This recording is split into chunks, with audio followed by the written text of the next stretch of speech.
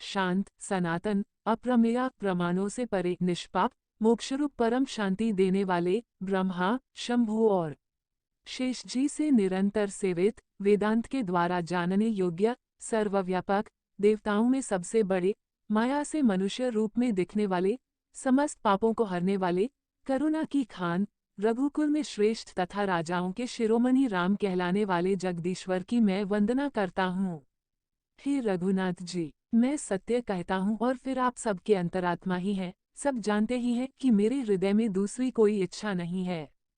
हे रघुकुल श्रेष्ठ, मुझे अपनी निर्भरा पूर्ण भक्ति दीजिए और मेरे मन को काम आदि दोषों से रहित कीजिए।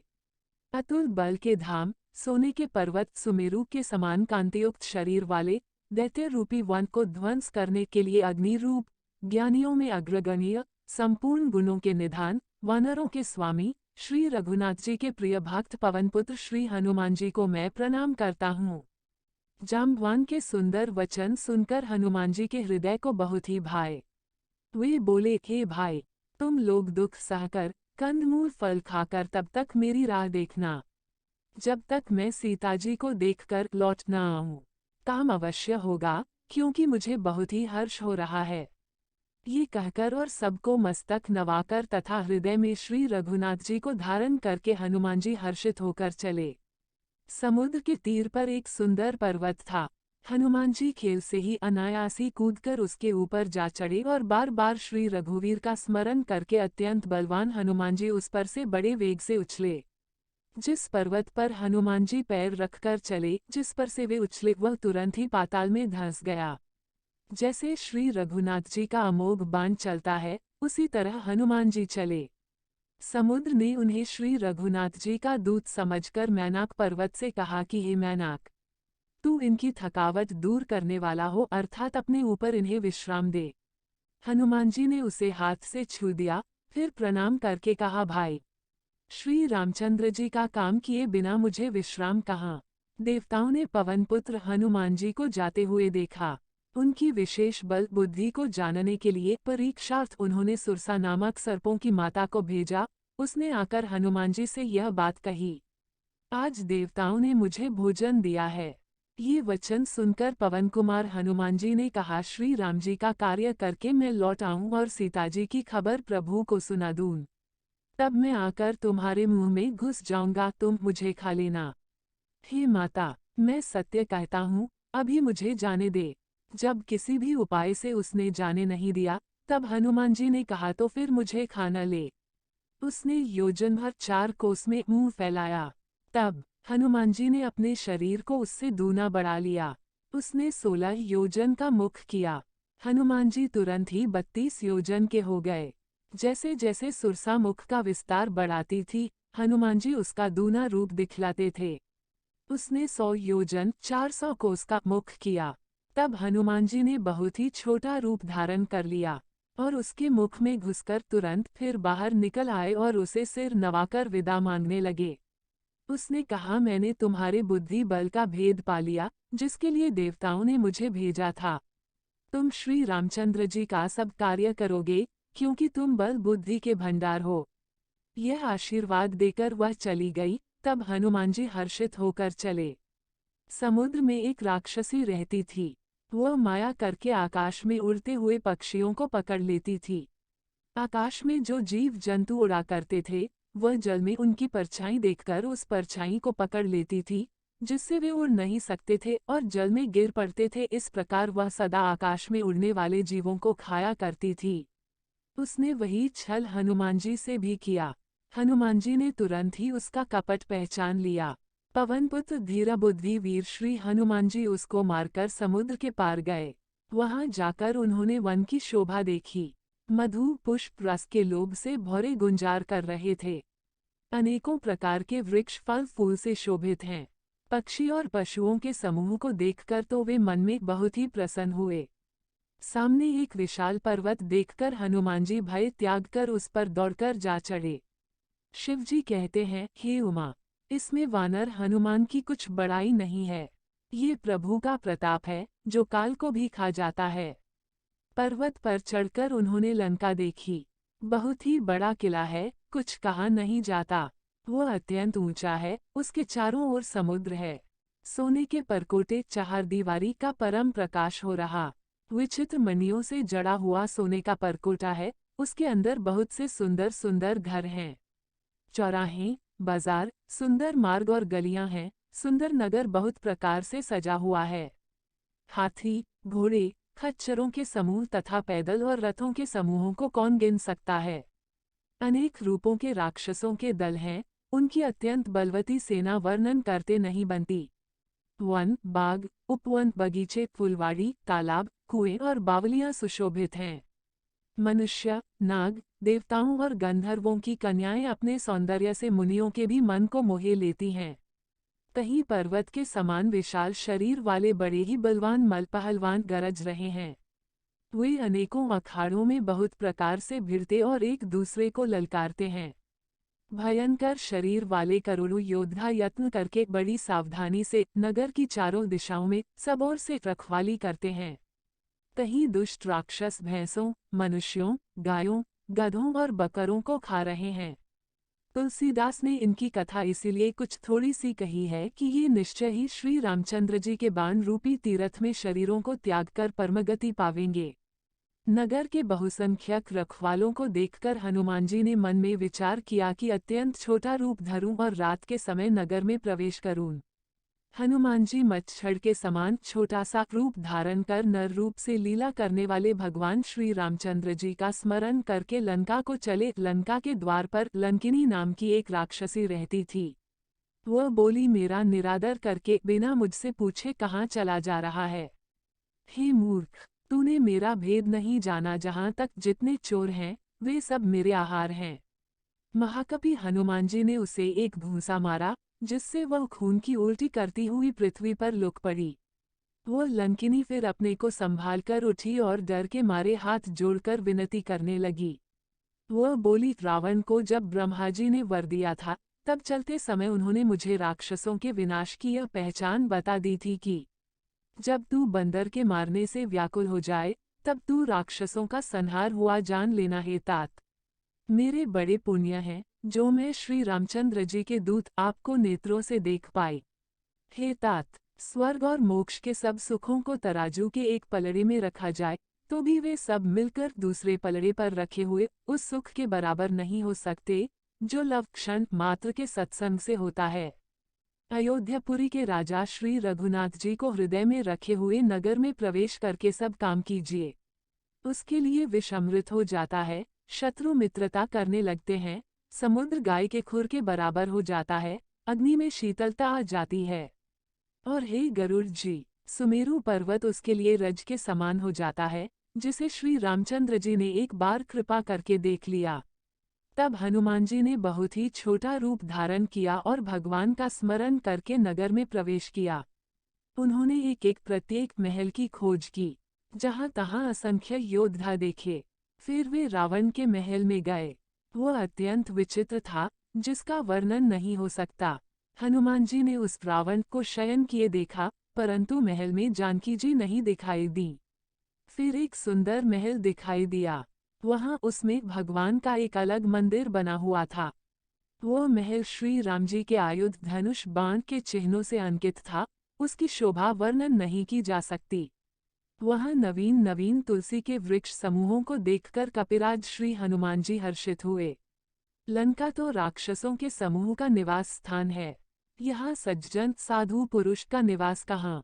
हनुमान जी मन में इस प्रकार तर्क करने लगे। उसी समय विभीषण जी जागे। उन्होंने विभीषण ने राम नाम का स्मरण उच्चारण किया। हनुमान जी ने उन्हें सज्जन जाना और हृदय में हर्षित हुए। हनुमान जी ने विचार किया कि इनसे हट करके अपनी ओर से ही परिचय करूंगा, क्योंकि साधु से कार्य की हानि नहीं होती, प्रत्युत लाभ ही होता है। ब्राह्मण का रूप धरकर हनुमान जी ने उन्हें वचन सुनाए पुकारा। सुनते ही विभीषण जी उठकर वहां आए, प्रणाम करके कुशल पूछी और कहा कि हे ब्राह्मण देव, अपनी कथा समझाकर कहिए, क्या आप हरिभक्तों में से कोई हैं? क्योंकि आपको देखकर मेरे हृदय में अत्यंत प्रेम उमड़ रहा है। अथवा क्या आप दीनों से प्रेम करने वाले स्वयं श्री राम जी ही हैं, जो मुझे बड़भागी बनाने घर बैठे दर्शन देकर कृतार्थ करने आए हैं? तब हनुमान जी ने श्री रामचंद्र जी की सारी कथा कहकर अपना नाम बताया। सुनते ही दोनों के शरीर पुलकित हो गए और श्री राम जी के गुण समूहों का स्मरण करके दोनों के मन प्रेम और आनंद में मग्न हो गए। विभीषण जी ने कहा, हे पवन पुत्र, मेरी रहनी सुनो। मैं यहाँ वैसे ही रहता हूँ जैसे दांतों के बीच में बेचारी जीभ है तात। मुझे अनाथ जानकर सूर्यकुल के नाथ श्री रामचंद्र जी क्या कभी मुझ पर कृपा करेंगे? मेरा तामसी राक्षस शरीर होने से साधन तो कुछ बनता नहीं और न मन में श्री रामचंद्र जी के चरण कमलों में प्रेम ही है, परंतु हे हनुमान, अब मुझे विश्वास हो गया कि श्री राम जी की मुझ पर कृपा है, क्योंकि हरि की कृपा के बिना संत नहीं मिलते। जब श्री रघुवीर ने कृपा की है, तभी तो आपने मुझे हट करके अपनी ओर से दर्शन दिए हैं।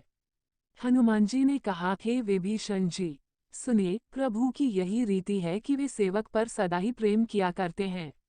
भला कहिए, मैं ही कौन बड़ा कुलीन हूँ, जाति का चंचल वानर हूँ और सब प्रकार से नीच प्रातःकाल जो हम लोगों बंदरों का नाम ले ले तो उस दिन उसे भोजन न मिले।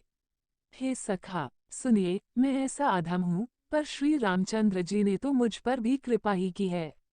भगवान के गुणों का स्मरण करके हनुमान जी के दोनों नेत्रों में प्रेमाश्रुओं का जल भर आया। जो जानते हुए भी ऐसे स्वामी श्री रघुनाथ जी को भुलाकर विषयों के पीछे भटकते फिरते हैं, वे दुखी क्यों न हों।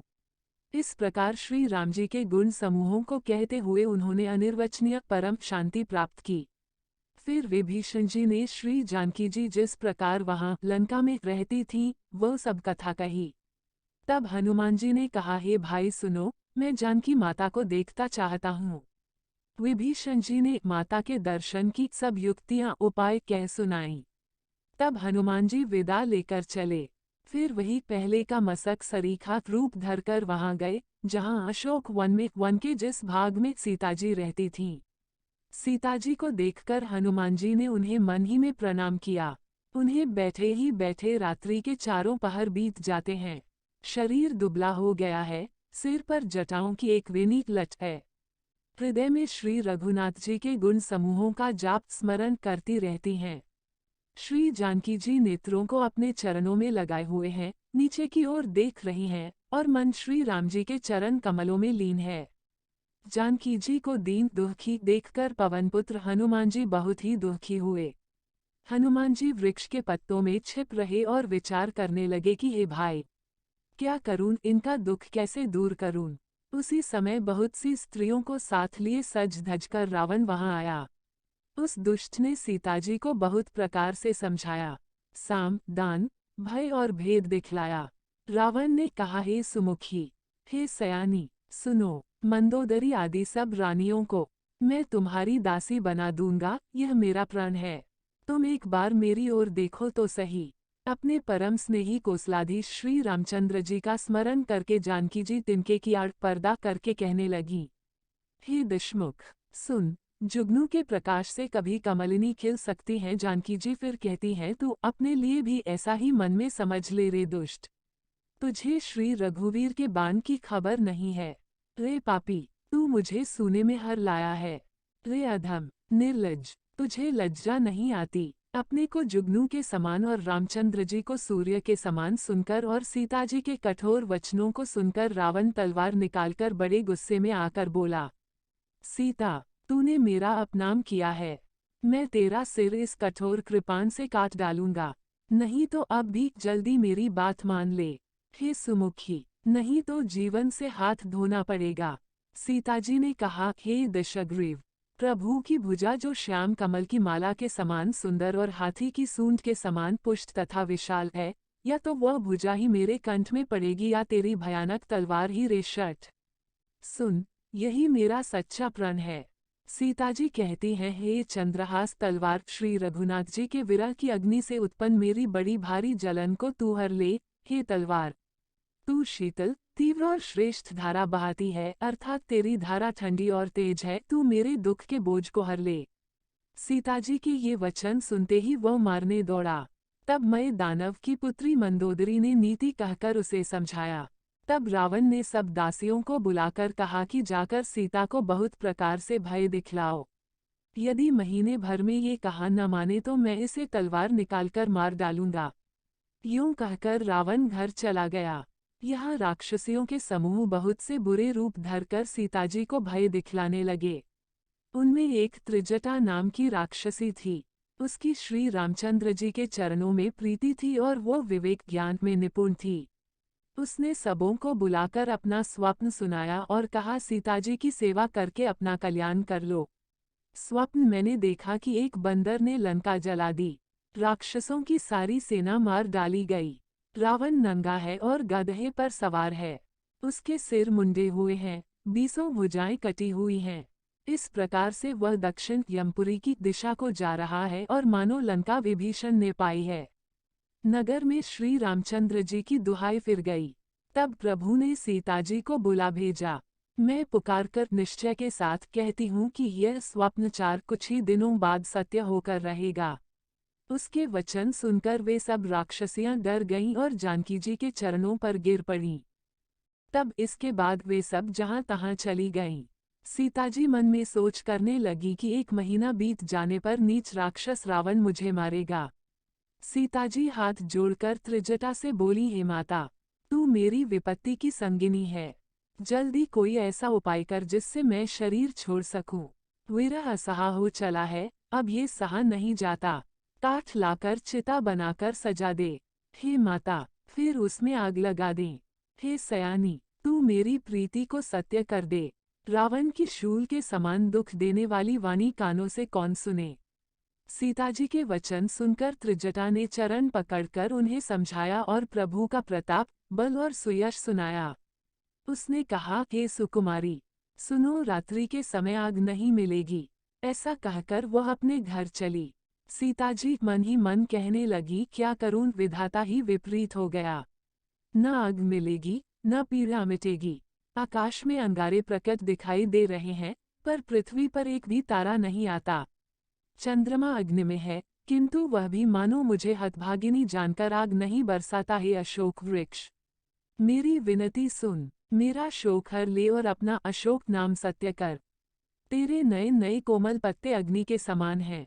अग्नि दे, विरह रोग का अंत मत कर, अर्थात विरह रोग को बढ़ाकर सीमा तक न पहुंचा। सीताजी को विरह से परम व्याकुल देखकर वह क्षण हनुमान जी को कल्प के समान बीता। तब हनुमान जी ने हृदय में विचार कर सीताजी के सामने अंगूठी डाल दी, मानो अशोक ने अंगारा दे दिया। ये समझकर सीताजी ने हर्षित होकर उठकर उसे हाथ में ले लिया। तब उन्होंने राम नाम से अंकित अत्यंत सुंदर एवं मनोहर अंगूठी देखी। अंगूठी को पहचानकर सीताजी आश्चर्यचकित होकर उसे देखने लगी और हर्ष तथा विषाद से हृदय में अकुला उठी। वे सोचने लगी, श्री रघुनाथ जी तो सर्वथा अजेय हैं, उन्हें कौन जीत सकता है। और माया से, ऐसी माया के उपादान से सर्वथा रहित दिव्य चिन्मय अंगूठी बनाई नहीं जा सकती। सीताजी मन में अनेक प्रकार के विचार कर रही थीं। इसी समय हनुमान जी मधुर वचन बोले। वे श्री रामचंद्र जी के गुणों का वर्णन करने लगे, जिनके सुनते ही सीताजी का दुख भाग गया। वे कान और मन लगाकर उन्हें सुनने लगीं। हनुमान जी ने आदि से लेकर अब तक की सारी कथा कह सुनाई। सीताजी बोली, जिसने कानों के लिए अमृत रूप ये सुंदर कथा कही, वह है भाई, प्रकट क्यों नहीं होता। तब हनुमान जी पास चले गए। उन्हें देखकर सीताजी फिरकर मुख फेरकर बैठ गई। उनके मन में आश्चर्य हुआ। हनुमान जी ने कहा, हे माता जानकी, मैं श्री राम जी का दूत हूँ। करुणानिधान की सच्ची शपथ करता हूँ, हे माता, यह अंगूठी मैं ही लाया हूँ। श्री राम जी ने मुझे आपके लिए ये सहेदानी निशानी या पहचान दी है। सीताजी ने पूछा, नर और वानर का संग कहो कैसे हुआ। तब हनुमान जी ने जैसे संग हुआ था, वह सब कथा कही। हनुमान जी के प्रेमयुक्त वचन सुनकर सीताजी के मन में विश्वास उत्पन्न हो गया। उन्होंने जान लिया कि यह मन, वचन और कर्म से कृपासागर श्री रघुनाथ जी का दास है। भगवान का जन सेवक जानकर अत्यंत गाढ़ी प्रीति हो गई। नेत्रों में प्रेमाश्रुओं का जल भर आया और शरीर अत्यंत पुलकित हो गया। सीताजी ने कहा, हे तात हनुमान, विरह सागर में डूबती हुई मुझको तुम जहाज हुए। मैं बलिहारी जाती हूँ। अब छोटे भाई लक्ष्मण जी सहित खर के शत्रु सुखधाम प्रभु का कुशल मंगल कहो। श्री रघुनाथ जी तो कोमल हृदय और कृपालु हैं। फिर हे हनुमान, उन्होंने किस कारण ये निष्ठुरता धारण कर ली है? सेवक को सुख देना उनका स्वाभाविक बान है। वे श्री रघुनाथ जी क्या कभी मेरी भी याद करते हैं? हे तात, क्या कभी उनके कोमल सांवले अंगों को देखकर मेरे नेत्र शीतल होंगे? मुंह से वचन नहीं निकलता, नेत्रों में विरह के आंसुओं का जल भर आया। बड़े दुख से वे बोली, हाँ नाथ, आपने मुझे बिल्कुल ही भुला दिया। सीताजी को विरह से परम व्याकुल देखकर हनुमान जी कोमल और विनीत वचन बोले, हे माता, सुंदर कृपा के धाम प्रभु भाई लक्ष्मण जी के सहित शरीर से कुशल हैं, परंतु आपके दुख से दुखी हैं। हे माता, मन में ग्लानि न मानिए, मन छोटा करके दुख न कीजिए। श्री रामचंद्र जी के हृदय में आपसे दूना प्रेम है। हे माता, अब धीरज धरकर श्री रघुनाथ जी का संदेश सुनिए। ऐसा कहकर हनुमान जी प्रेम से गदगद हो गए। उनके नेत्रों में प्रेमाश्रुओं का जल भर आया। हनुमान जी बोले, श्री रामचंद्र जी ने कहा है कि हे सीते, तुम्हारे वियोग में मेरे लिए सभी पदार्थ प्रतिकूल हो गए हैं। वृक्षों के नए नए कोमल पत्ते मानो अग्नि के समान, रात्रि काल रात्रि के समान, चंद्रमा सूर्य के समान, और कमलों के वन भालों के वन के समान हो गए हैं। मेघ मानो खौलता हुआ तेल बरसाते हैं। जो हित करने वाले थे, वे ही अब पीड़ा देने लगे हैं। त्रिविध शीतल, मंद, सुगंध वायु सांप के श्वास के समान जहरीली और गर्म हो गई है। मन का दुख कह डालने से भी कुछ घट जाता है, पर कहूँ किससे, ये दुख कोई जानता नहीं। हे प्रिय, मेरे और तेरे प्रेम का तत्व रहस्य एक मेरा मन ही जानता है, और वो मन सदा तेरे ही पास रहता है। बस मेरे प्रेम का सार इतने में ही समझ ले। प्रभु का संदेश सुनते ही जानकी जी प्रेम में मग्न हो गईं। उन्हें शरीर की सुध न रही। हनुमान जी ने कहा, हे माता, हृदय में धैर्य धारण करो और सेवकों को सुख देने वाले श्री राम जी का स्मरण करो। श्री रघुनाथ जी की प्रभुता को हृदय में लाओ और मेरे वचन सुनकर कायरता छोड़ दो। राक्षसों के समूह पतंगों के समान और श्री रघुनाथ जी के बाण अग्नि के समान हैं। हे माता, हृदय में धैर्य धारण करो और राक्षसों को जला ही समझो। श्री रामचंद्र जी ने यदि खबर पाई होती तो वे विलंब न करते। हे जानकी जी, रामबाण रूपी सूर्य के उदय होने पर राक्षसों की सेना रूपी अंधकार कहाँ रह सकती है?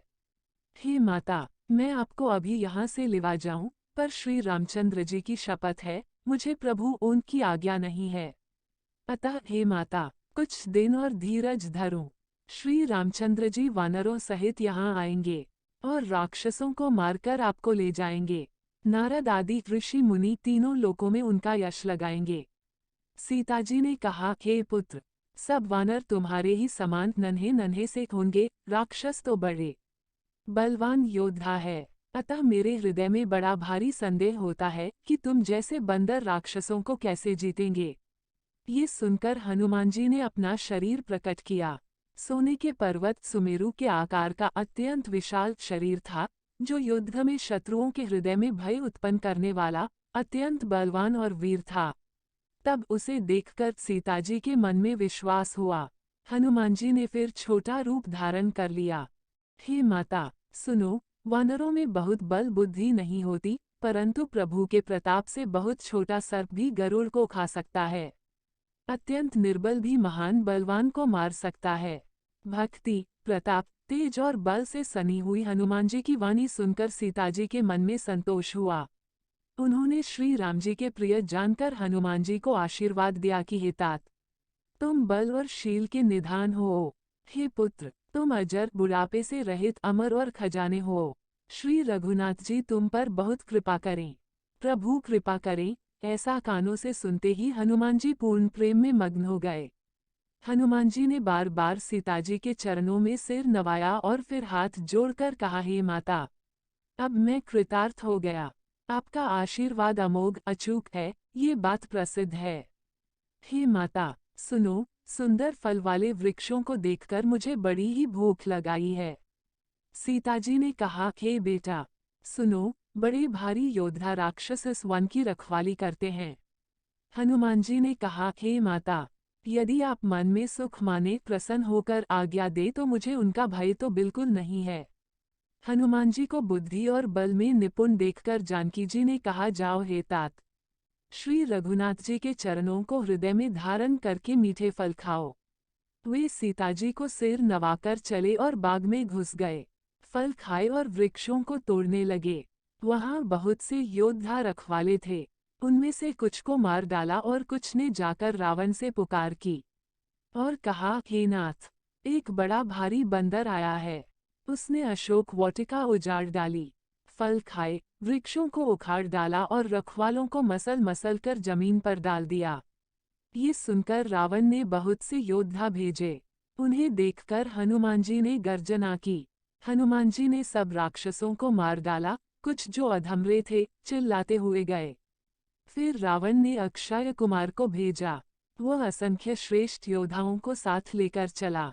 उसे आते देखकर हनुमान जी ने एक वृक्ष हाथ में लेकर ललकारा और उसे मारकर महाध्वनि बड़े जोर से गर्जना की। उन्होंने सेना में से कुछ को मार डाला और कुछ को मसल डाला और कुछ को पकड़ पकड़कर धूल में मिला दिया। कुछ ने फिर जाकर पुकार की कि हे प्रभु, बंदर बहुत ही बलवान है। पुत्र का वध सुनकर रावण क्रोधित हो उठा और उसने अपने जेठे पुत्र बलवान मेघनाद को भेजा।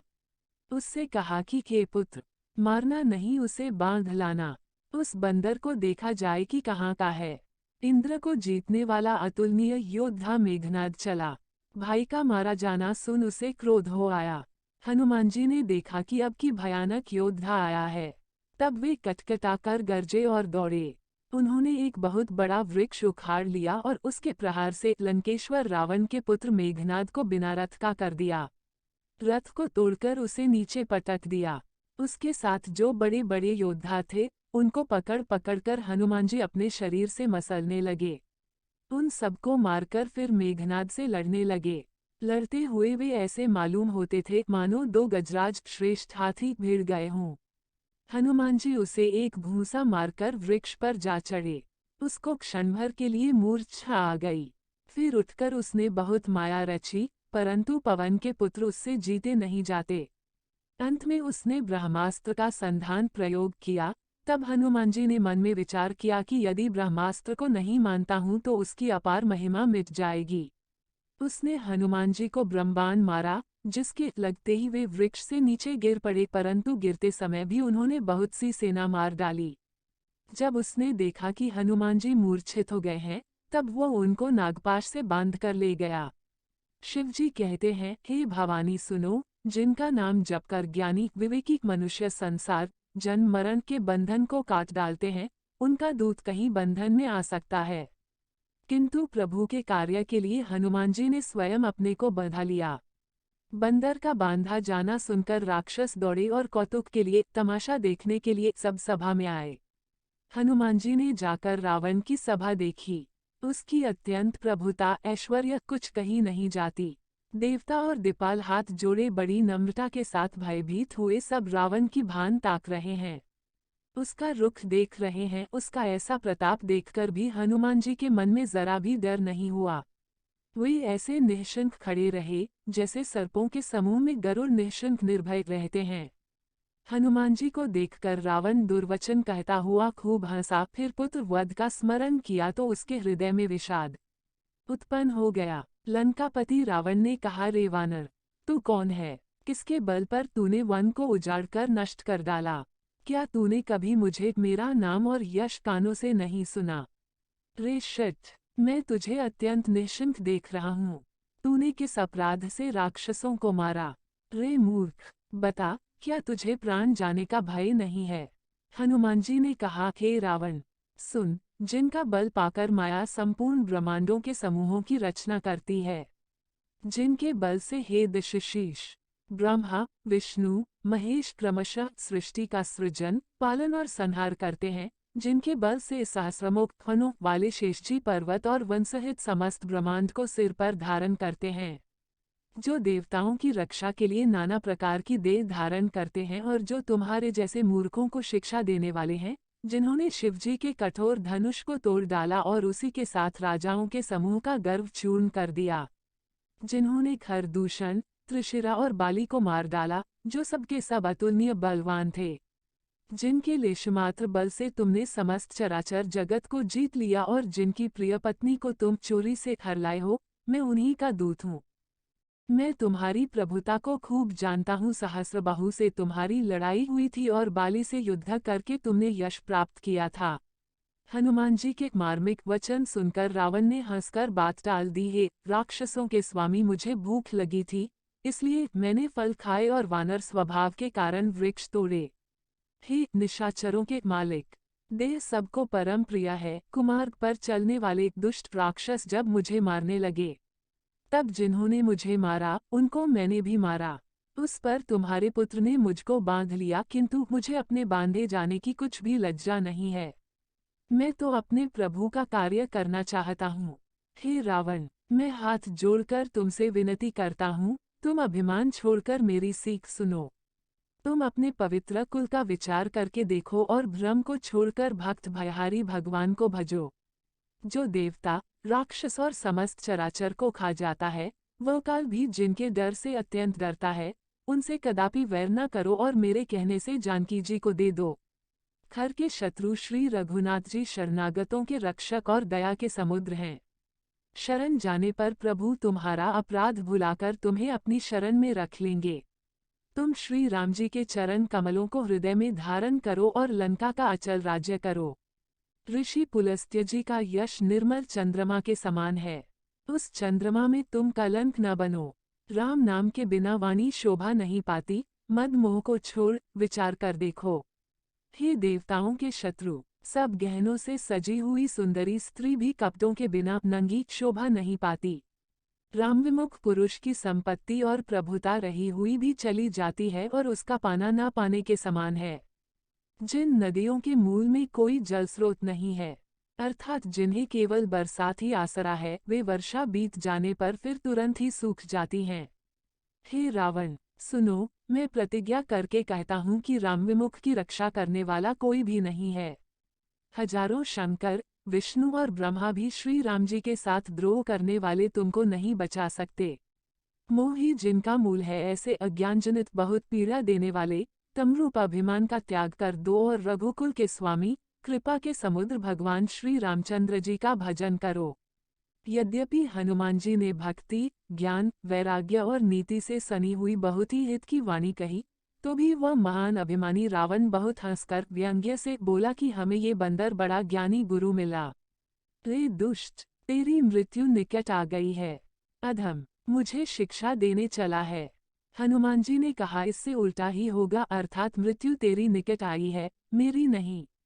ये तेरा मतिभ्रम बुद्धि का फेर है, मैंने प्रत्यक्ष जान लिया। हनुमान जी के वचन सुनकर वह बहुत ही कुपित हो गया और बोला, अरे इस मूर्ख का प्राण शीघ्र ही क्यों नहीं हर लेते। सुनते ही राक्षस उन्हें मारने दौड़े। उसी समय मंत्रियों के साथ विभीषण जी वहां आ पहुंचे। उन्होंने सिर नवाकर और बहुत विनय करके रावण से कहा कि दूत को मारना नहीं चाहिए, यह नीति के विरुद्ध है। हे गोसाईं, कोई दूसरा दंड दिया जाए। सबने कहा, भाई ये सलाह उत्तम है। ये सुनते ही रावण हंसकर बोला, अच्छा तो बंदर को अंग भांग करके भेज लौटा दिया जाए।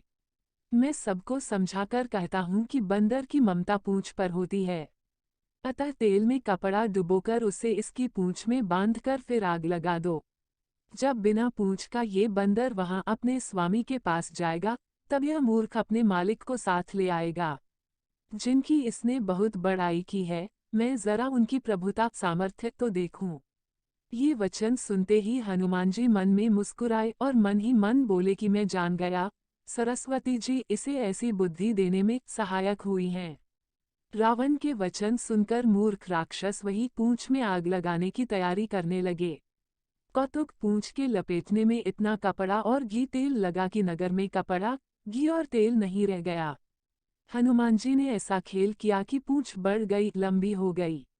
नगरवासी लोग तमाशा देखने आए। वे हनुमान जी की अत्यंत बड़ी पूंछ को पैर से ठोकर मारते हैं और उनकी हंसी करते हैं। ढोल बजते हैं, सब लोग तालियां पीटते हैं। हनुमान जी को नगर में फिराकर फिर पूंछ में आग लगा दी। अग्नि को जलते हुए देखकर हनुमान जी तुरंत ही बहुत छोटे रूप में हो गए। बंधन से निकलकर वे सोने की अटारियों पर जा चढ़े। उनको देखकर राक्षसों की स्त्रियां भयभीत हो गई। उस समय भगवान की प्रेरणा से 49 पवन चलने लगे।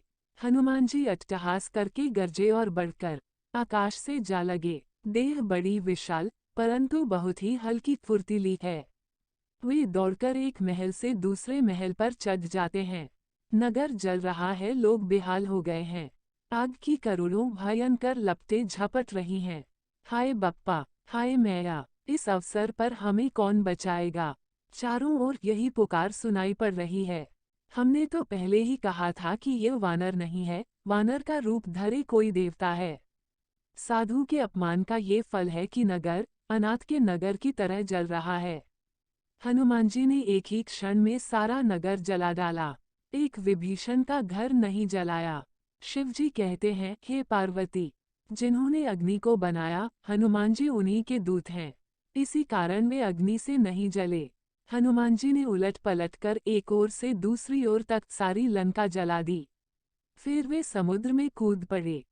पूंछ बुझाकर, थकावट दूर करके और फिर छोटा सा रूप धारण कर हनुमान जी श्री जानकी जी के सामने हाथ जोड़कर जा खड़े हुए। हनुमान जी ने कहा, हे माता, मुझे कोई चिन्ह पहचान दीजिए, जैसे श्री रघुनाथ जी ने मुझे दिया था। तब सीता जी ने चूड़ामणि उतार कर दी। हनुमान जी ने उसको हर्षपूर्वक ले लिया। जानकी जी ने कहा, हे तात, मेरा प्रणाम निवेदन करना और इस प्रकार कहना, है प्रभु, यद्यपि आप सब प्रकार से पूर्ण काम है, आपको किसी प्रकार की कामना नहीं है, तथापि दीनों दुखियों पर दया करना आपका विरध है, और मैं दीन हूँ, अतः उस विरध को याद करके, हे नाथ, मेरे भारी संकट को दूर कीजिए। हे तात, इंद्रपुत्र जयंत की कथा घटना सुनाना और प्रभु को उनके बाण का प्रताप समझाना, स्मरण कराना। यदि महीने भर में नाथ न आए तो फिर मुझे जीत ही न पाएंगे। हे हनुमान, कहो, मैं किस प्रकार प्राण रखूं? हे तात, तुम भी अब जाने को कह रहे हो। तुमको देखकर छाती ठंडी हुई थी। फिर मुझे वही दिन और वही रात। हनुमान जी ने जानकी जी को समझाकर बहुत प्रकार से धीरज दिया और उनके चरण कमलों में सिर नवाकर श्री राम जी के पास गमन किया। चलते समय उन्होंने महाध्वनि से भारी गर्जन की, जिसे सुनकर राक्षसों की स्त्रियों के गर्भ गिरने लगे। समुद्र लांघकर वे इस पार आए और उन्होंने वानरों को किलकिला शब्द हर्षध्वनि सुनाया। हनुमान जी को देखकर सब हर्षित हो गए और तब वानरों ने अपना नया जन्म समझा। हनुमान जी का मुख प्रसन्न है और शरीर में तेज विराजमान है, जिससे उन्होंने समझ लिया कि ये श्री रामचंद्र जी का कार्य कर आए हैं। सब हनुमान जी से मिले और बहुत ही सुखी हुए, जैसे तड़पती हुई मछली को जल मिल गया हो। सब हर्षित होकर नए नए इतिहास वृतांत पूछते कहते हुए श्री रघुनाथ जी के पास चले। तब सब लोग मधुवन के भीतर आए और अंगद की सम्मति से सबने मधुर फल या मधु और फल खाए। जब रखवाले बरजने लगे, तब घूंसों की मार मारते ही सब रखवाले भाग छूटे। उन सबने जाकर पुकारा कि युवराज अंगद वन उजाड़ रहे हैं। ये सुनकर सुग्रीव हर्षित हुए कि वानर प्रभु का कार्य कराए हैं। यदि सीताजी की खबर न पाई होती तो क्या वे मधुवन के फल खा सकते थे? इस प्रकार राजा सुग्रीव मन में विचार कर ही रहे थे कि समाज सहित वानर आ गए। सबने आकर सुग्रीव के चरणों में सिर नवाया। कपिराज सुग्रीव सभी से बड़े प्रेम के साथ मिले। उन्होंने कुशल पूछी। तब वानरों ने उत्तर दिया, आपके चरणों के दर्शन से सब कुशल है। श्री राम जी की कृपा से विशेष कार्य हुआ, कार्य में विशेष सफलता हुई है। हे नाथ, हनुमान ने सब कार्य किया और सब वानरों के प्राण बचा लिए। ये सुनकर सुग्रीव जी हनुमान जी से फिर मिले और सब वानरों समेत श्री रघुनाथ जी के पास चले। श्री राम जी ने जब वानरों को कार्य किए हुए आते देखा तब उनके मन में विशेष हर्ष हुआ। दोनों भाई स्फटिक शिला पर बैठे थे। सब वानर जाकर उनके चरणों पर गिर पड़े। दया की राशि श्री रघुनाथ जी सबसे प्रेम सहित गले लगकर मिले और कुशल पूछी। वानरों ने कहा, हे नाथ, आपके चरण कमलों के दर्शन पाने से अब कुशल है। जाम्बवान ने कहा, हे रघुनाथ जी, सुनिए। हे नाथ, जिस पर आप दया करते हैं उसे सदा कल्याण और निरंतर कुशल है। देवता, मनुष्य और मुनि सभी उस पर प्रसन्न रहते हैं। वही विजयी है, वही विनयी है और वही गुणों का समुद्र बन जाता है। उसी का सुंदर यश तीनों लोकों में प्रकाशित होता है। प्रभु की कृपा से सब कार्य हुआ। आज हमारा जन्म सफल हो गया। हे नाथ, पवनपुत्र हनुमान ने जो करनी की, उसका 1000 मुखों से भी वर्णन नहीं किया जा सकता। तब जाम्बवान ने हनुमान जी के सुंदर चरित्र कार्य श्री रघुनाथ जी को सुनाए। वे चरित्र सुनने पर कृपानिधि श्री रामचंद्र जी के मन को बहुत ही अच्छे लगे।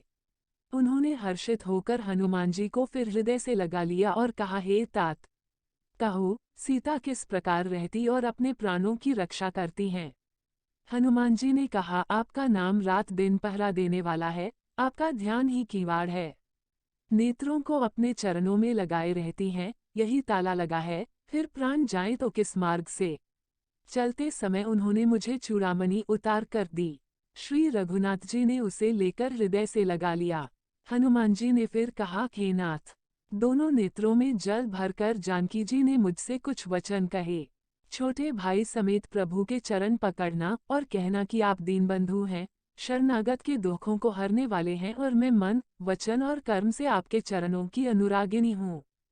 फिर स्वामी आपने मुझे किस अपराध से त्याग दिया। हाँ, एक दोष मैं अपना अवश्य मानती हूँ कि आपका वियोग होते ही मेरे प्राण नहीं चले गए, किंतु हे नाथ, ये तो नेत्रों का अपराध है जो प्राणों के निकलने में हठपूर्वक बाधा देते हैं। वीरा अग्नि है, शरीर रुई है और श्वास पवन है।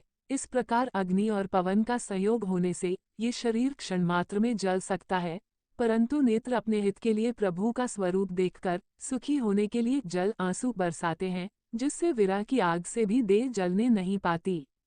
सीताजी की विपत्ति बहुत बड़ी है। हे दीनदयालु, वह बिना कही ही अच्छी है कहने से आपको बड़ा क्लेश होगा। हे करुणा निधान, उनका एक एक पल कल्प के समान बीतता है। अतः हे प्रभु, तुरंत चलिए और अपनी भुजाओं के बल से दुष्टों के दल को जीतकर सीताजी को ले आइए। सीताजी का दुख सुनकर सुख के धाम प्रभु के कमल नेत्रों में जल भर आया और वे बोले, मन, वचन और शरीर से जिसे मेरी ही गति, मेरा ही आश्रय है, उसे क्या स्वप्न में भी विपत्ति हो सकती है। हनुमान जी ने कहा, हे प्रभु, विपत्ति तो वही तभी है जब आपका भजन स्मरण न हो। हे प्रभु, राक्षसों की बात ही कितनी है, आप शत्रु को जीतकर जानकी जी को ले आवेंगे। भगवान कहने लगे, हे हनुमान, सुन, तेरे समान मेरा उपकारी देवता, मनुष्य अथवा मुनि कोई भी शरीरधारी नहीं है। मैं तेरा प्रत्युपकार बदले में उपकार तो क्या करूं, मेरा मन भी तेरे सामने नहीं हो सकता। हे पुत्र, सुन, मैंने मन में खूब विचार करके देख लिया कि मैं तुझसे उड़न नहीं हो सकता। देवताओं के रक्षक प्रभु बार बार हनुमान जी को देख रहे हैं। नेत्रों में प्रेमाश्रुओं का जल भरा है और शरीर अत्यंत पुलकित है। प्रभु के वचन सुनकर और उनके प्रसन्न मुख तथा पुलकित अंगों को देखकर हनुमान जी हर्षित हो गए और प्रेम में विकल होकर, हे भगवान, मेरी रक्षा करो कहते हुए श्री राम जी के चरणों में गिर पड़े। प्रभु उनको बार बार उठाना चाहते हैं, परंतु प्रेम में डूबे हुए हनुमान जी को चरणों से उठना सुहाता नहीं। प्रभु का करकमल हनुमान जी के सिर पर है। उस स्थिति का स्मरण करके शिवजी प्रेममग्न हो गए। फिर मन को सावधान करके शंकर जी अत्यंत सुंदर कथा कहने लगे। हनुमान जी को उठाकर प्रभु ने हृदय से लगाया और हाथ पकड़कर अत्यंत निकट बैठा लिया। हे हनुमान, बताओ तो, रावण के द्वारा सुरक्षित लंका और उसके बड़े बांके किले को तुमने किस तरह जलाया। हनुमान जी ने प्रभु को प्रसन्न जाना और वे अभिमानरहित वचन बोले, बंदर का बस यही बड़ा पुरुषार्थ है कि वो एक डाल से दूसरी डाल पर चला जाता है। मैंने जो समुद्र लांघकर सोने का नगर जलाया और राक्षसगण को मारकर अशोक वन को उजाड़ डाला, ये सब तो हे श्री रघुनाथ जी, आप ही का प्रताप है। हे नाथ, इसमें मेरी प्रभुता बड़ाई कुछ भी नहीं है। हे प्रभु, जिस पर आप प्रसन्न हो उसके लिए कुछ भी कठिन नहीं है। आपके प्रभाव से रुई, जो स्वयं बहुत जल्दी जल जाने वाली वस्तु है, बड़वानल को निश्चय ही जला सकती है, अर्थात असंभव भी संभव हो सकता है। हे नाथ, मुझे अत्यंत सुख देने वाली अपनी निश्चल भक्ति कृपा करके दीजिए।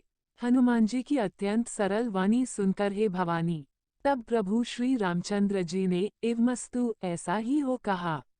हे उमा, जिसने श्री राम जी का स्वभाव जान लिया, उसे भजन छोड़कर दूसरी बात ही नहीं सुहाती। ये स्वामी सेवक का संवाद जिसके हृदय में आ गया, वही श्री रघुनाथ जी के चरणों की भक्ति पा गया। प्रभु के वचन सुनकर वानरगण कहने लगे, कृपालु आनंदकंद श्री राम जी की जय हो, जय हो, जय हो। तब श्री रघुनाथ जी ने कपिराज सुग्रीव को बुलाया और कहा, चलने की तैयारी करो। अब विलंब किस कारण किया जाए, वानरों को तुरंत आज्ञा दो। भगवान की ये लीला रावण वध की तैयारी देखकर बहुत से फूल बरसाकर और हर्षित होकर देवता आकाश से अपने अपने लोक को चले। वानरराज सुग्रीव ने शीघ्र ही वानरों को बुलाया, सेनापतियों के समूह आ गए। वानर भालुओं के झुंड अनेक रंगों के हैं और उनमें अतुलनीय बल है। वे प्रभु के चरण कमलों में सिर नवाते हैं। महान बलवान रीछ और वानर गरज रहे हैं। श्री राम जी ने वानरों की सारी सेना देखी, तब कमल नेत्रों से कृपापूर्वक उनकी ओर दृष्टि डाली। राम कृपा का बल पाकर श्रेष्ठ वानर मानो पंखवाले बड़े पर्वत हो गए। तब श्री राम जी ने हर्षित होकर प्रस्थान कूच किया। अनेक सुंदर और शुभ शकुन हुए, जिनकी कीर्ति सब मंगलों से पूर्ण है। उनके प्रस्थान के समय शकुन होना, यह नीति है, लीला की मर्यादा है। प्रभु का प्रस्थान जानकी जी ने भी जान लिया। उनके बाएं अंग फड़क फड़क कर मानो कहे देते थे कि श्री राम जी आ रहे हैं। जानकी जी को जो जो शकुन होते थे, वही वही रावण के लिए अपशकुन हुए। सेना चली, उसका वर्णन कौन कर सकता है। असंख्य वानर और भालू गर्जना कर रहे हैं। नख ही जिनके शस्त्र हैं, वे इच्छानुसार सर्वत्र बेरोक टोक चलने वाले रीछ वानर पर्वतों और वृक्षों को धारण किए कोई आकाश मार्ग से और कोई पृथ्वी पर चले जा रहे हैं। वे सिंह के समान गर्जना कर रहे हैं। उनके चलने और गर्जने से दिशाओं के हाथी विचलित होकर चिंघाड़ रहे हैं। दिशाओं के हाथी चिंघाड़ने लगे, पृथ्वी डोलने लगी, पर्वत चंचल हो गए, कांपने लगे और समुद्र खलबला उठे।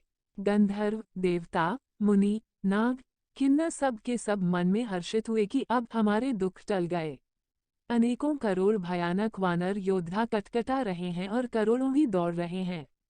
प्रबल प्रताप कौशलनाथ श्री रामचंद्र जी की जय हो, ऐसा पुकारते हुए वे उनके गुण समूहों को गा रहे हैं। उदार परम श्रेष्ठ एवं महान सरप्राज शेष जी भी सेना का बोझ नहीं सह सकते। वे बार बार मोहित हो जाते, घबरा जाते हैं और पुनः पुनः कच्छप की कठोर पीठ को दांतों से पकड़ते हैं। ऐसा करते अर्थात बार बार दांतों को गड़ाकर कच्छप की पीठ पर लकीर सी खींचते हुए वे कैसे शोभा दे रहे हैं, मानो श्री रामचंद्र जी की सुंदर प्रस्थान यात्रा को परम सुहावनी जानकर उसकी अचल पवित्र कथा को सरप्राज शेष जी कच्छप की पीठ पर लिख रहे हो। इस प्रकार कृपानिधान श्री राम जी समुद्र तट पर जा उतरे। अनेकों रीछ वानर वीर जहां तहां फल खाने लगे। वहां लंका में जब से हनुमान जी लंका को जला कर गए, तब से राक्षस भयभीत रहने लगे। अपने अपने घरों में सब विचार करते हैं कि अब राक्षस कुल की रक्षा का कोई उपाय नहीं है। जिसके दूत का बल वर्णन नहीं किया जा सकता, उसके स्वयं नगर में आने पर कौन भलाई है। हम लोगों की बड़ी बुरी दशा होगी। दूतियों से नगरवासियों के वचन सुनकर मंदोदरी बहुत ही व्याकुल हो गई। वो एकांत में हाथ जोड़कर पति रावण के चरणों लगी और नीतिरस में पगी हुई वाणी बोली, हे प्रियतम, श्री हरि से विरोध छोड़ दीजिए। मेरे कहने को अत्यंत ही हितकर जानकर हृदय में धारण कीजिए। जिनके दूत की करनी का विचार करते ही, स्मरण आते ही राक्षसों की स्त्रियों के गर्भ गिर जाते हैं। हे प्यारे स्वामी, यदि भला चाहते हैं तो अपने मंत्री को बुलाकर उसके साथ उनकी स्त्री को भेज दीजिए। सीता आपके कुल रूपी कमलों के वन को दुख देने वाली जाड़े की रात्रि के समान आई है। हे नाथ, सुनिए, सीता को दिए लौटाए बिना शंभु और ब्रह्मा के किए भी आपका भला नहीं हो सकता। श्री राम जी के बाण सर्पों के समूह के समान हैं और राक्षसों के समूह मेढक के समान। जब तक वे इन्हें ग्रस नहीं लेते, निगल नहीं जाते, तब तक हट छोड़कर उपाय कर लीजिए। मूर्ख और जगत प्रसिद्ध अभिमानी रावण कानों से उसकी वाणी सुनकर खूब हंसा और बोला, स्त्रियों का स्वभाव सचमुच ही बहुत डरपोक होता है। मंगल में भी भय करती हो। तुम्हारा मन हृदय बहुत ही कच्चा कमजोर है। यदि वानरों की सेना आवेगी तो बेचारे राक्षस उसे खाकर अपना जीवन निर्वाह करेंगे। लोकपाल भी जिसके डर से कांपते हैं, उसकी स्त्री डरती हो, ये बड़ी हंसी की बात है। रावण ने ऐसा कहकर हंसकर उसे हृदय से लगा लिया और ममता बढ़ाकर अधिक स्नेह दर्शाकर वह सभा में चला गया। मंदोदरी हृदय में चिंता करने लगी कि पति पर विधाता प्रतिकूल हो गए। ज्यों ही वह सभा में जाकर बैठा, उसने ऐसी खबर पाई कि शत्रु की सारी सेना समुद्र के उस पार आ गई है। उसने मंत्रियों से पूछा कि उचित सलाह कहिए, अब क्या करना चाहिए। कोष्टक। तब वे सब हंसे और बोले कि चुप किए रहिए, इसमें सलाह की कौन सी बात है। आपने देवताओं और राक्षसों को जीत लिया, तब तो कुछ श्रम ही नहीं हुआ। फिर मनुष्य और वानर किस गिनती में हैं। मंत्री, वैद्य और गुरु ये तीन यदि अप्रसन्नता के भय या लाभ की आशा से हित की बात न कहकर प्रिय बोलते हैं, ठकुर सुहाती कहने लगते हैं, तो क्रमशः राज्य, शरीर और धर्म इन तीन का शीघ्र ही नाश हो जाता है। रावण के लिए भी वही सहायता संयोग आ बनी है। मंत्री उसे सुना सुनाकर मुंह पर स्तुति करते हैं। इसी समय अवसर जानकर विभीषण जी आए। उन्होंने बड़े भाई के चरणों में सिर नवाया, फिर से सिर नवाकर अपने आसन पर बैठ गए और आज्ञा पाकर ये वचन बोले, हे कृपाल, जब आपने मुझसे बात राय पूछी ही है तो हे तात, मैं अपनी बुद्धि के अनुसार आपके हित की बात कहता हूँ। जो मनुष्य अपना कल्याण, सुंदर यश, सुबुद्धि, शुभ गति और नाना प्रकार के सुख चाहता हो, वह है स्वामी। परस्त्री के ललाट को चौथ के चंद्रमा की तरह त्याग दे, अर्थात जैसे लोग चौथ के चंद्रमा को नहीं देखते, उसी प्रकार परस्त्री का मुख ही न देखे। 14 भुवनों का एक ही स्वामी हो, वह भी जीवों से वैर करके ठहर नहीं सकता, नष्ट हो जाता है। जो मनुष्य गुणों का समुद्र और चतुर हो, उसे चाहे थोड़ा भी लोभ क्यों न हो, तो भी कोई भला नहीं कहता। हे नाथ, काम, क्रोध, मद और लोभ ये सब नरक के रास्ते हैं। इन सब को छोड़कर श्री रामचंद्र जी को भजिए, जिन्हें संत सत्पुरुष भजते हैं। हे तात, राम मनुष्यों के ही राजा नहीं हैं। वे समस्त लोकों के स्वामी और काल के भी काल हैं। वे संपूर्ण ऐश्वर्य, यश, श्री, धर्म, वैराग्य एवं ज्ञान के भंडार भगवान हैं। वे निरामय, विकाररहित, अजन्मेय, व्यापक, अजेय, अनादि और अनंत ब्रह्म हैं। उन कृपा के समुद्र भगवान ने पृथ्वी, ब्राह्मण, गो और देवताओं का हित करने के लिए ही मनुष्य शरीर धारण किया है। भाई, सुनिए, वे सेवकों को आनंद देने वाले, दुष्टों के समूह का नाश करने वाले और वेद तथा धर्म की रक्षा करने वाले हैं। वैर त्याग कर उन्हें मस्तक नवाए। वे श्री रघुनाथ जी शरणागत का दुख नाश करने वाले हैं। हे नाथ, उन प्रभु सर्वेश्वर को जानकी जी दे दीजिए और बिना ही कारण स्नेह करने वाले श्री राम जी को भजिए। जिसे संपूर्ण जगत से द्रोह करने का पाप लगा है, शरण जाने पर प्रभु उसका भी त्याग नहीं करते। जिनका नाम तीनों तापों का नाश करने वाला है, वे ही प्रभु भगवान मनुष्य रूप में प्रकट हुए हैं। हे रावण, हृदय में ये समझ लीजिए। हे दशशीष, मैं बार बार आपके चरणों लगता हूँ और विनती करता हूँ कि मान, मोह और मद को त्याग कर आप कौशलपति श्री राम जी का भजन कीजिए। मुनि पुलस्त्य जी ने अपने शिष्य के हाथ यह बात कहला भेजी है। हे तात, सुंदर अवसर पाकर मैंने तुरंत ही वह बात प्रभु आपसे कह दी। माल्यवान नाम का एक बहुत ही बुद्धिमान मंत्री था। उसने उन विभीषण के वचन सुनकर बहुत सुख माना और कहा, हे तात, आपके छोटे भाई नीति विभूषण, नीति को भूषण रूप में धारण करने वाले अर्थात नीतिमान हैं। विभीषण जो कुछ कह रहे हैं उसे हृदय में धारण कर लीजिए। रावण ने कहा, ये दोनों मूर्ख शत्रु की महिमा बखान रहे हैं। यहाँ कोई है, इन्हें दूर करो न। तब माल्यवान तो घर लौट गया और विभीषण जी हाथ जोड़कर फिर कहने लगे, हे नाथ, पुराण और वेद ऐसा कहते हैं कि सुबुद्धि अच्छी बुद्धि और कुबुद्धि खोटी बुद्धि सबके हृदय में रहती है। जहाँ सुबुद्धि है, वहाँ नाना प्रकार की संपदाएं, सुख की स्थिति रहती है, और जहाँ कुबुद्धि है वहाँ परिणाम में विपत्ति, दुख रहती है। आपके हृदय में उल्टी बुद्धि आ बसी है। इसी से आप हित को अहित और शत्रु को मित्र मान रहे हैं। जो राक्षस कुल के लिए कालरात्रि के समान हैं, उन सीता पर आपकी बड़ी प्रीति है। हे तात, मैं चरण पकड़कर आपसे भीख मांगता हूँ, विनती करता हूँ कि आप मेरा दुलार रखिए, मुझ बालक के आग्रह को स्नेहपूर्वक स्वीकार कीजिए। श्री राम जी को सीता जी दे दीजिए, जिसमें आपका अहित न हो।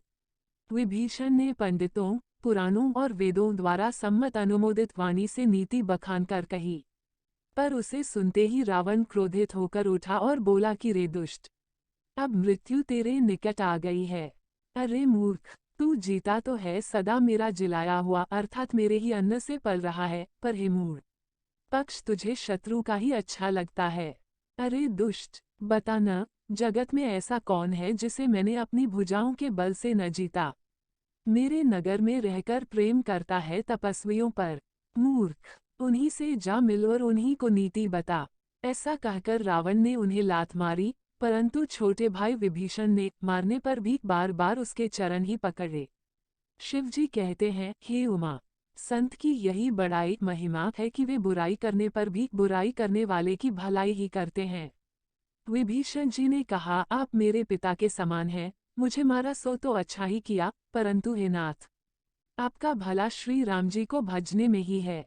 इतना कहकर विभीषण अपने मंत्रियों को साथ लेकर आकाश मार्ग में गए और सबको सुनाकर वे ऐसा कहने लगे, श्री राम जी सत्य संकल्प एवं सर्वसमर्थ प्रभु हैं और हे रावण तुम्हारी सभा काल के वश है। अतः मैं अब श्री रघुवीर की शरण जाता हूँ, मुझे दोष न देना।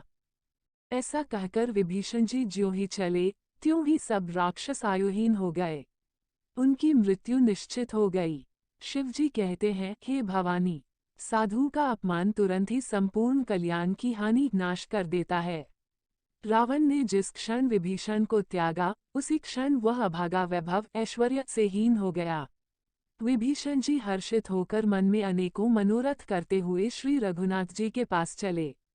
वे सोचते जाते थे, मैं जाकर भगवान के कोमल और लाल वर्ण के सुंदर चरण कमलों के दर्शन करूंगा, जो सेवकों को सुख देने वाले हैं, जिन चरणों का स्पर्श पाकर ऋषि पत्नी अहल्या तर गईं और जो दंतकवन को पवित्र करने वाले हैं, जिन चरणों को जानकी जी ने हृदय में धारण कर रखा है, जो कपटमृग के साथ पृथ्वी पर उसे पकड़ने को दौड़े थे और जो चरण कमल साक्षात शिवजी के हृदय रूपी सरोवर में विराजते हैं, मेरा अहोभाग्य है कि उन्हीं को आज मैं देखूंगा जिन चरणों की पादुकाओं में भरत जी ने अपना मन लगा रखा है। आहा, आज मैं उन्हीं चरणों को अभी जाकर इन नेत्रों से देखूंगा। इस प्रकार प्रेम सहित विचार करते हुए वे शीघ्र ही समुद्र के इस पार, जिधर श्री रामचंद्र जी की सेना थी, आ गए। वानरों ने विभीषण को आते देखा तो उन्होंने जाना कि शत्रु का कोई खास दूत है। उन्हें पहरे पर ठहराकर वे सुग्रीव के पास आए और उनको सब समाचार कह सुनाए। सुग्रीव ने श्री राम जी के पास जाकर कहा, हे रघुनाथ जी, सुनिए, रावण का भाई आपसे मिलने आया है। प्रभु श्री राम जी ने कहा, हे मित्र, तुम क्या समझते हो, तुम्हारी क्या राय है। वानरराज सुग्रीव ने कहा, हे महाराज, सुनिए, राक्षसों की माया जानी नहीं जाती। यह इच्छानुसार रूप बदलने वाला छली न जाने किस कारण आया है। जान पड़ता है यह मूर्ख हमारा भेद लेने आया है, इसलिए मुझे तो यही अच्छा लगता है कि इसे बांध रखा जाए। श्री राम जी ने कहा, हे मित्र, तुमने नीति तो अच्छी विचारी, परंतु मेरा प्रण तो है शरणागत के भय को हर लेना। प्रभु के वचन सुनकर हनुमान जी हर्षित हुए और मन ही मन कहने लगे कि भगवान कैसे शरणागत वत्सल, शरण में आए हुए पर पिता की भांति प्रेम करने वाले हैं। श्री राम जी फिर बोले, जो मनुष्य अपने अहि का अनुमान करके शरण में आए हुए का त्याग कर देते हैं, वे पामक क्षुद्र हैं, पाप में हैं, उन्हें देखने में भी हानि है, पाप लगता है। जिसे करोड़ों ब्राह्मणों की हत्या लगी हो, शरण में आने पर मैं उसे भी नहीं त्यागता। जीव ज्यों ही मेरे सम्मुख होता है, त्यों ही उसके करोड़ों जन्मों के पाप नष्ट हो जाते हैं। पापी का ये सहज स्वभाव होता है कि मेरा भजन उसे कभी नहीं सुहाता।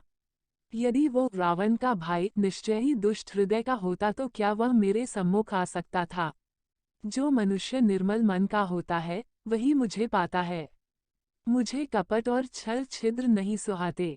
यदि उसे रावण ने भेद लेने को भेजा है, तब भी हे सुग्रीव, अपने को कुछ भी भय या हानि नहीं है, क्योंकि हे सखे, जगत में जितने भी राक्षस हैं, लक्ष्मण क्षण भर में उन सबको मार सकते हैं और यदि वो भयभीत होकर मेरी शरण आया है तो मैं तो उसे प्राणों की तरह रखूंगा। कृपा के धाम श्री राम जी ने हंसकर कहा, दोनों ही स्थितियों में उसे ले आओ। तब अंगद और हनुमान सहित सुग्रीव जी, कृपालु श्री राम जी की जय हो कहते हुए चले। विभीषण जी को आदर सहित आगे करके वानर फिर वहां चले, जहां करुणा की खान श्री रघुनाथ जी थे। नेत्रों को आनंद का दान देने वाले अत्यंत सुखद दोनों भाइयों को विभीषण जी ने दूर ही से देखा। फिर शोभा के धाम श्री राम जी को देखकर वे पलक मारना रोककर ठिठककर स्तब्ध होकर एकटक देखते ही रह गए।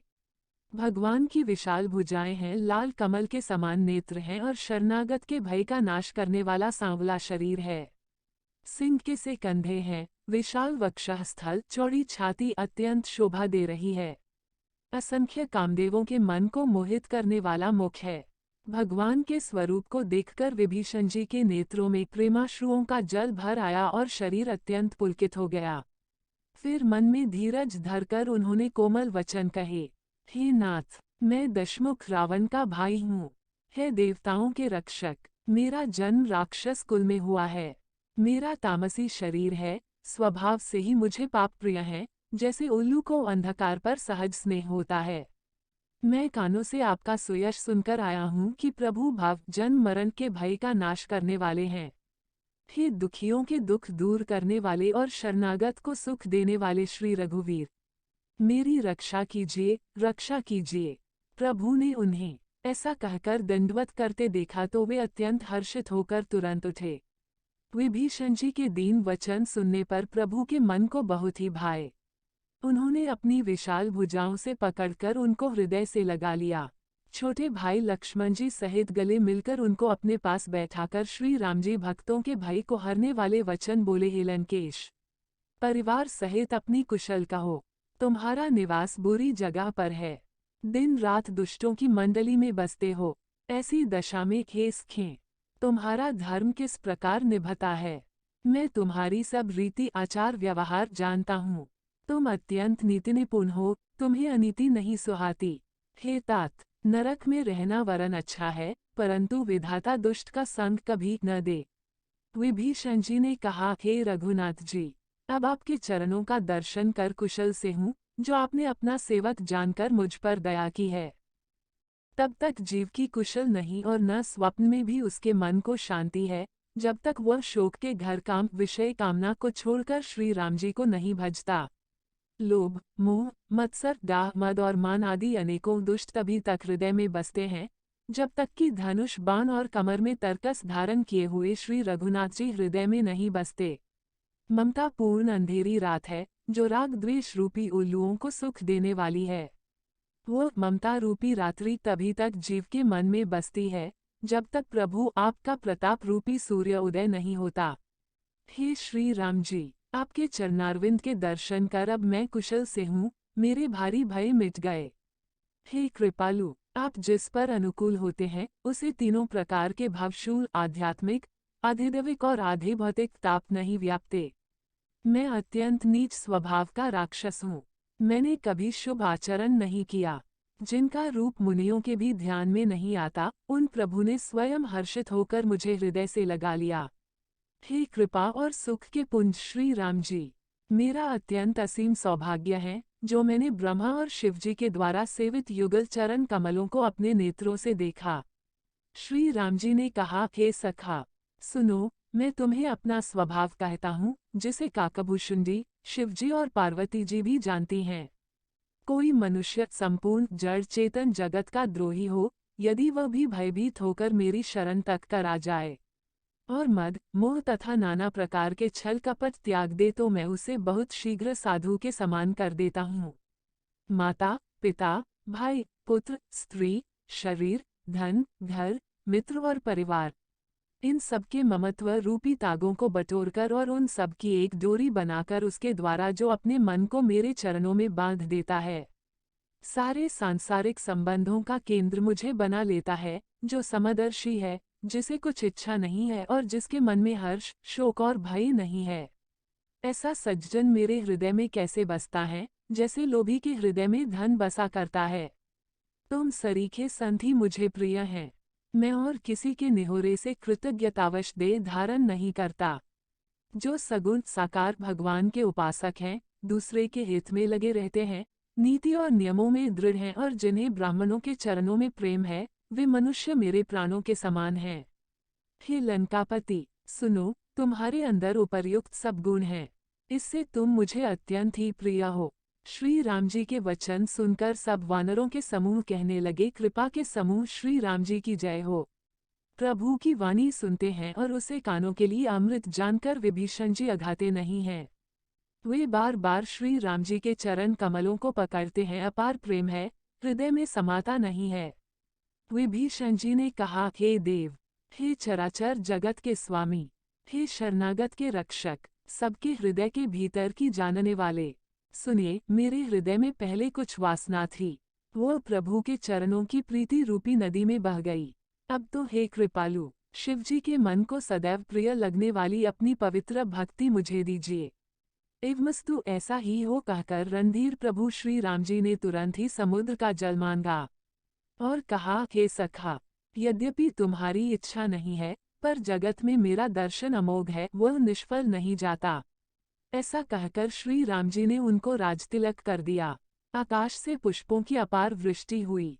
श्री राम जी ने रावण की क्रोध रूपी अग्नि में, जो अपनी विभीषण की श्वास वचन रूपी पवन से प्रचंड हो रही थी, जलते हुए विभीषण को बचा लिया और उसे अखंड राज्य दिया। शिवजी ने जो संपत्ति रावण को 10 सिरों की बलि देने पर दी थी, वही संपत्ति श्री रघुनाथ जी ने विभीषण को बहुत सकुचते हुए दी। ऐसे परम कृपालु प्रभु को छोड़कर जो मनुष्य दूसरे को भजते हैं, वे बिना सींग पूंछ के पशु हैं। अपना सेवक जानकर विभीषण को श्री राम जी ने अपना लिया। प्रभु का स्वभाव वानर कुल के मन को बहुत भाया। फिर सब कुछ जानने वाले, सबके हृदय में बसने वाले, सर्वरूप सब रूपों में प्रकट, सबसे रहित, उदासीन, कारण से भक्तों पर कृपा करने के लिए मनुष्य बने हुए तथा राक्षसों के कुल का नाश करने वाले श्री राम जी नीति की रक्षा करने वाले वचन बोले। हे वीर वानरराज सुग्रीव और लंकापति विभीषण, सुनो, इस गहरे समुद्र को किस प्रकार पार किया जाए। अनेक जाति के मगर, सांप और मछलियों से भरा हुआ यह अत्यंत तथा समुद्र पार करने में सब प्रकार से कठिन है। विभीषण जी ने कहा, हे रघुनाथ जी, सुनिए, यद्यपि आपका एक बाण ही करोड़ों समुद्रों को सोखने वाला है, सोख सकता है, तथापि नीति ऐसी कही गई है। उचित ये होगा कि पहले जाकर समुद्र से प्रार्थना की, हे प्रभु, समुद्र आपके कुल में बड़े पूर्वज हैं, वे विचार कर उपाय बतला देंगे। तब रीछ और वानरों की सारी सेना बिना ही परिश्रम के समुद्र के पार उतर जाएगी। श्री राम जी ने कहा, हे सखा, तुमने अच्छा उपाय बताया, यही किया जाए, यदि देव सहायक हों। ये सलाह लक्ष्मण जी के मन को अच्छी नहीं लगी। श्री राम जी के वचन सुनकर तो उन्होंने बहुत ही दुख पाया। लक्ष्मण जी ने कहा, हे नाथ, देव का कौन भरोसा, मन में क्रोध कीजिए, ले आइए और समुद्र को सुखा डालिए। ये देव तो काय के मन का एक आधार, तसल्ली देने का उपाय है। आलसी लोग ही देव देव पुकारा करते हैं। ये सुनकर श्री रघुवीर हंसकर बोले, ऐसे ही करेंगे, मन में धीरज रखो। ऐसा कहकर छोटे भाई को समझाकर प्रभु श्री रघुनाथ जी समुद्र के समीप गए। उन्होंने पहले सिर नवाकर प्रणाम किया, फिर किनारे पर कुश बिछाकर बैठ गए। इधर ज्यों ही विभीषण जी प्रभु के पास आए थे, त्यों ही रावण ने उनके पीछे दूत भेजे थे। कपट से वानर का शरीर धारण कर उन्होंने सब लीलाएं देखीं। वे अपने हृदय में प्रभु के गुणों की और शरणागत पर उनके स्नेह की सराहना करने लगे। फिर वे प्रकट रूप में भी अत्यंत प्रेम के साथ श्री राम जी के स्वभाव की बड़ाई करने लगे। उन्हें दुराव कपट वेश भूल गया। सब वानरों ने जाना कि ये शत्रु के दूत हैं और वे उन सबको बांधकर सुग्रीव के पास ले आए। सुग्रीव ने कहा, सब वानरों, सुनो, राक्षसों के अंग भंग करके भेज दो। सुग्रीव के वचन सुनकर वानर दौड़े। दूतों को बांधकर उन्होंने सेना के चारों ओर घुमाया।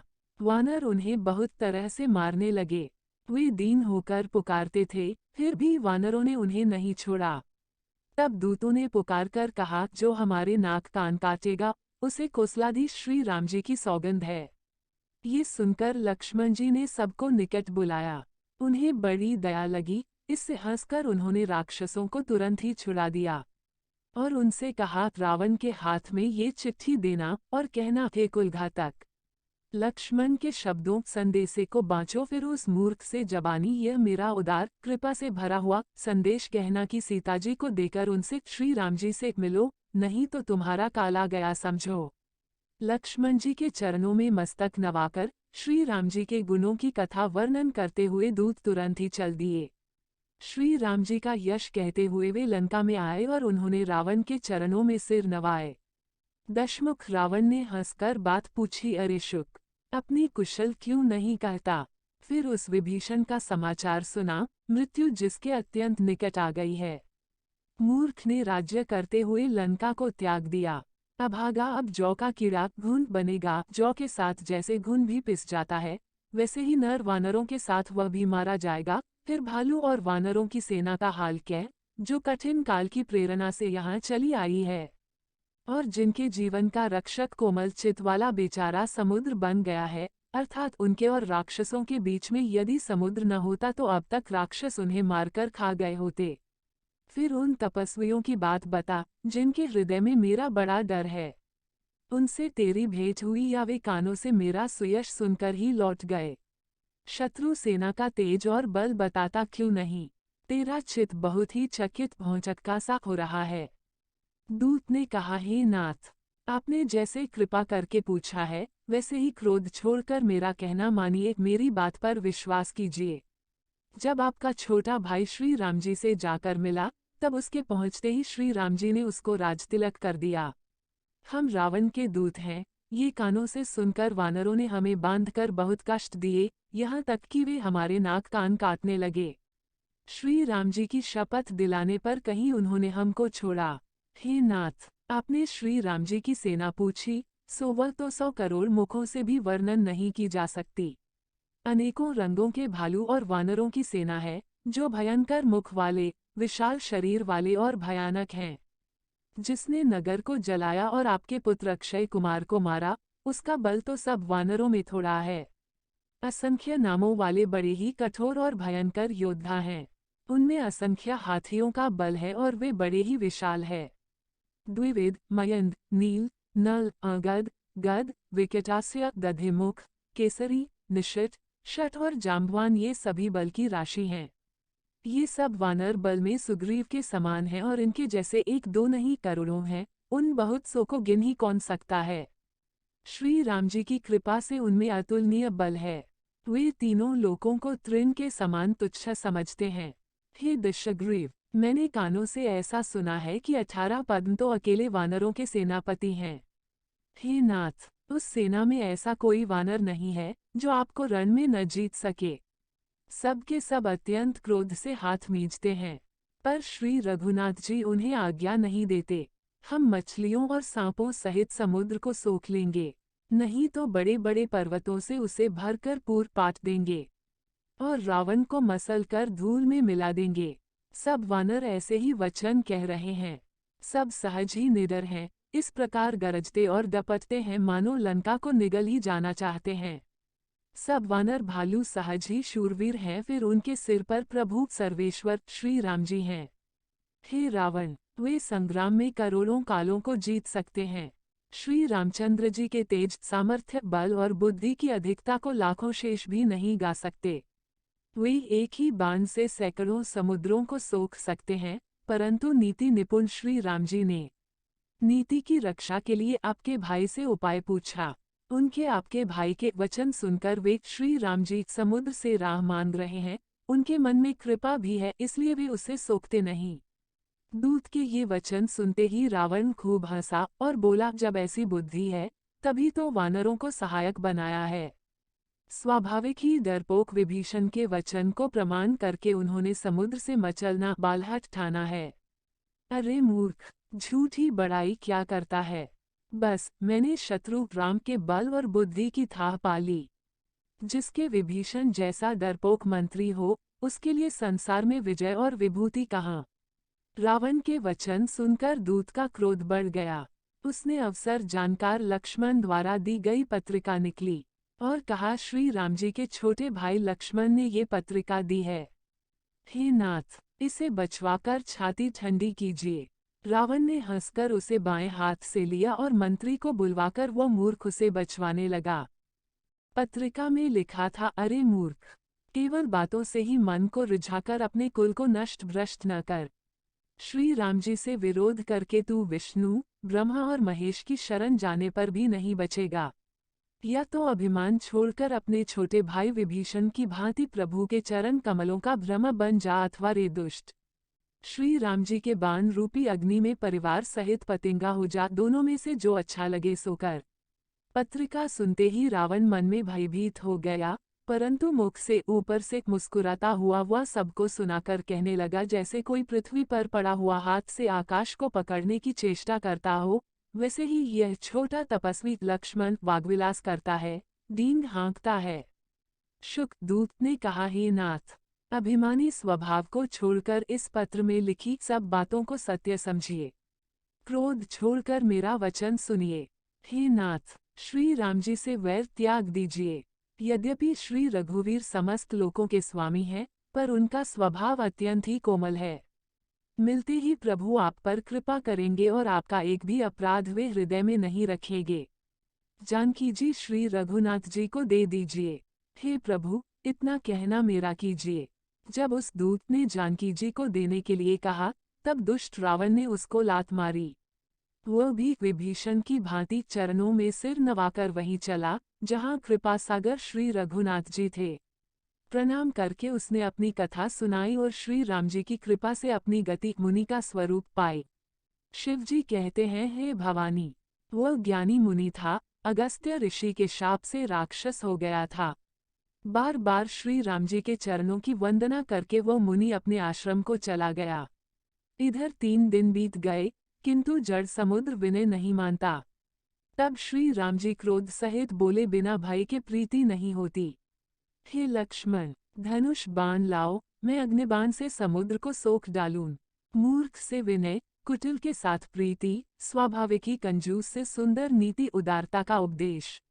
ममता में फंसे हुए मनुष्य से ज्ञान की कथा, अत्यंत लोभी से वैराग्य का वर्णन, क्रोधी से शम शांति की बात और कामी से भगवान की कथा, इनका वैसा ही फल होता है जैसा ऊसर में बीज बोने से होता है, अर्थात ऊसर में बीज बोने की भांति यह सब व्यर्थ जाता है। ऐसा कहकर श्री रघुनाथ जी ने धनुष चढ़ाया। यह मत लक्ष्मण जी के मन को बहुत अच्छा लगा। प्रभु ने भयानक अग्नि बाण संधान किया, जिससे समुद्र के हृदय के अंदर अग्नि की ज्वाला उठी। मगर, सांप तथा मछलियों के समूह व्याकुल हो गए। जब समुद्र ने जीवों को जलते जाना, तब सोने के थाल में अनेक मणियों रत्नों को भरकर अभिमान छोड़कर वह ब्राह्मण के रूप में आया।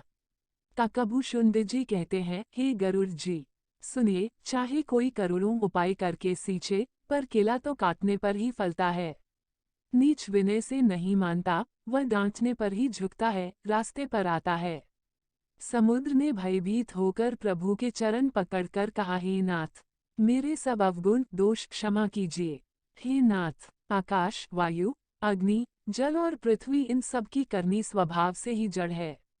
आपकी प्रेरणा से माया ने इन्हें सृष्टि के लिए उत्पन्न किया है, सब ग्रंथों ने यही गाया है।